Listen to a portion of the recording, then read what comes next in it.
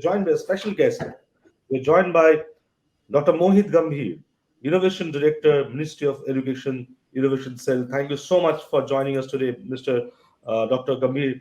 And let's have a perspective from you on the innovation part, what Ministry of Education is thinking to transform India's education sector. Your thoughts on that. Over to you, Dr. Mohit Gambhir. Thank you, Souvik, and a very good morning to Dr. Mansingh. Sidhu, it's always a pleasure to interact on these platforms, and maybe someday we'll meet in person. Hey, Anand, how are you? I believe you are also doing good.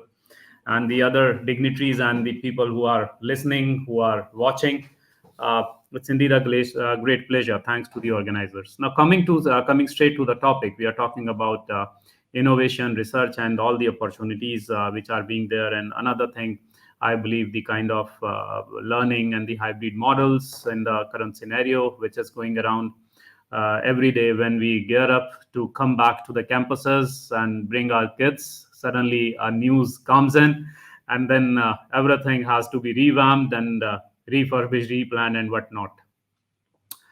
I, as an individual, believes that these are indeed a challenging time. But another thing is it brings in a lot of options, opportunities for everybody as well. So it's like a time. Every day is a new day, and instead of getting demotivated or something, I believe the way of life we have to catapult and we have to move forward. Innovation in India, indeed, that's happening at a tremendous rate. As if you ask me as an innovation expert, I would say still we are at the very, very prime and infancy stage, because if we go by the innovation's literal meaning, it's way far different. If we say the coming thing which we are doing right here, it's spreading awareness, disseminating more and more information, getting up our students to come mainstream, and then do the wonders. Still, what we do is more of a service sector industry. We generate a lot of students or the workforce which come forward and enter into service industry. On the contrary, I believe the mission would be successful if we are able to produce more and more founders out here. Like, yes, entrepreneurs, they are coming in, they are building in. If more and more founders are being, they started coming forward, companies are being formed in India, and products generates out of here, that is going to create a really wonderful scenario for us.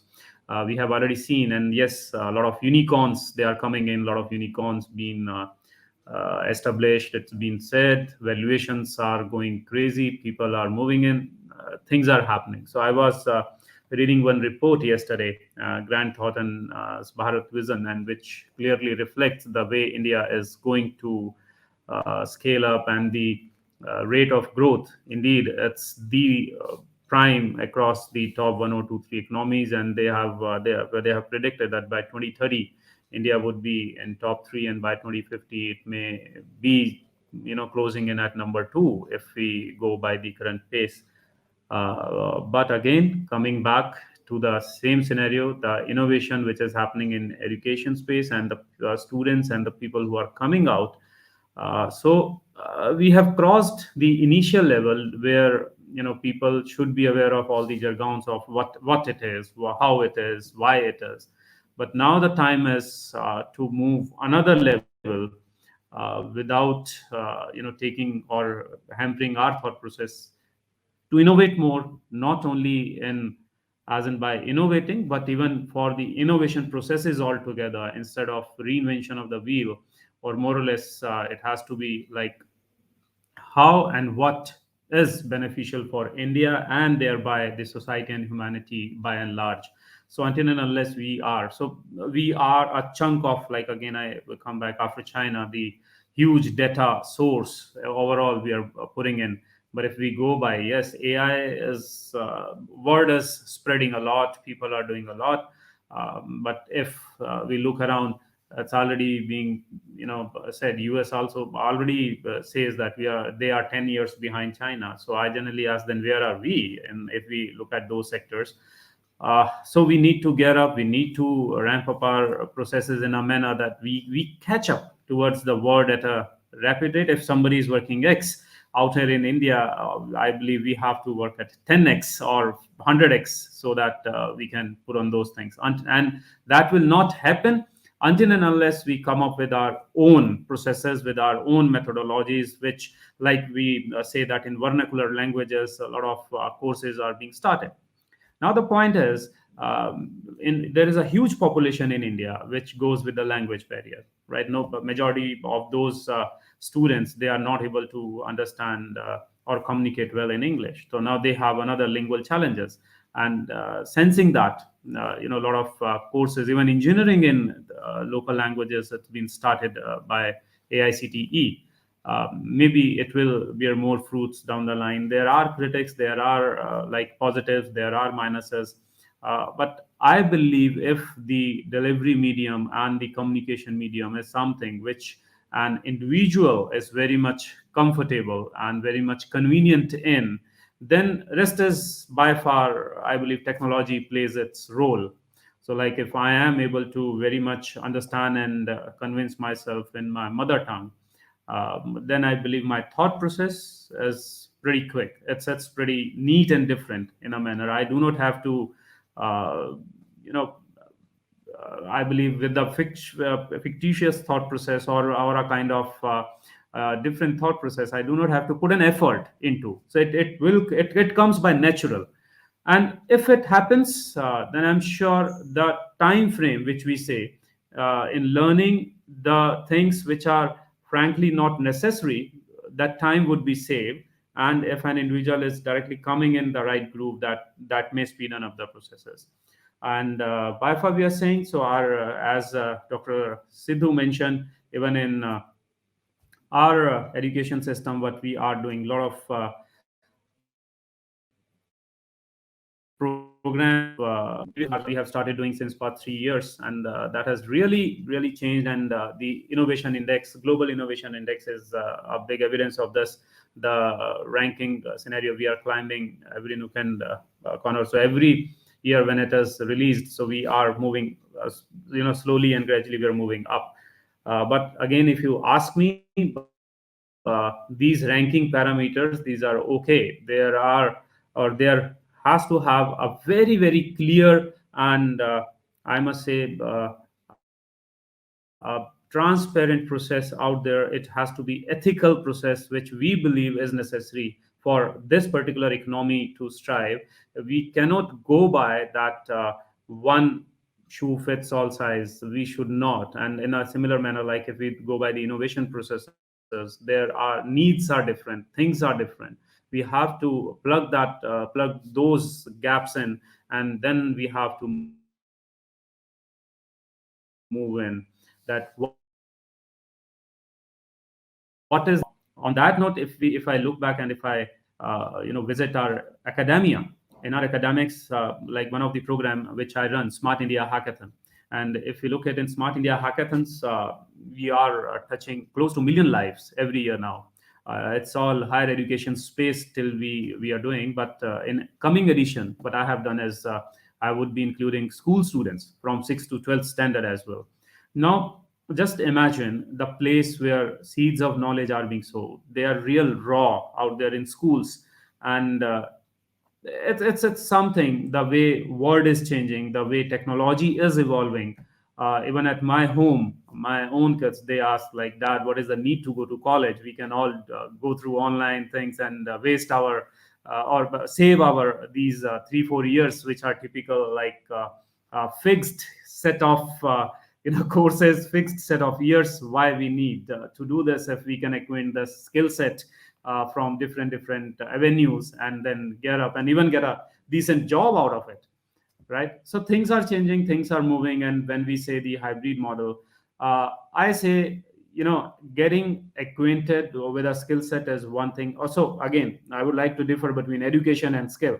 Education is something which is fundamental. Education is something which brings you the fundamentals of life, which brings you the network, which brings you the social connect, which brings you a lot of other things with it. And by the skill, I believe you have to be a lifelong learner. Like today. So when we were graduating, and Dr. Sidhu must be my senior in education down there, or must have graduated a couple years before than me. There was no Google, right? And today, if we talk to our kids and even to college students, that we are of the generation where no Google was there and we did our graduation, it feels like, and they looks towards us like, oh, without internet, and you people graduated, how come?